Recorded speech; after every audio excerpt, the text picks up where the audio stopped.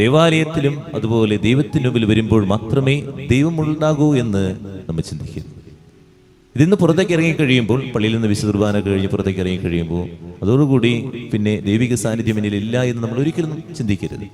നമ്മൾ മനസ്സിലാക്കേണ്ട കാര്യത്തിലേ ഉള്ളൂ. ദൈവം എന്ന് പറയുന്നുണ്ട്, എന്നെ അവിടെ തനിയെ വിട്ടിരിക്കുകയല്ല, ഞാൻ അവിടത്തേക്ക് ഇഷ്ടമുള്ളത് ചെയ്യുമ്പോൾ അവിടെ നിന്റെ കൂടെയുണ്ട്. ദൈവത്തിൻ്റെ ഇഷ്ടം നിറവേറ്റുമ്പോൾ അതിനുവേണ്ടി നമ്മൾ പുറത്തേക്ക് ഇറങ്ങണം. ആ സമയത്തൊക്കെ കർത്താവ് നമ്മുടെ കൂടെയുണ്ട്. എപ്പോഴും ഞാൻ അവിടുത്തെ ഇഷ്ടം നിറവേറ്റിക്കൊണ്ടിരിക്കുകയാണ്.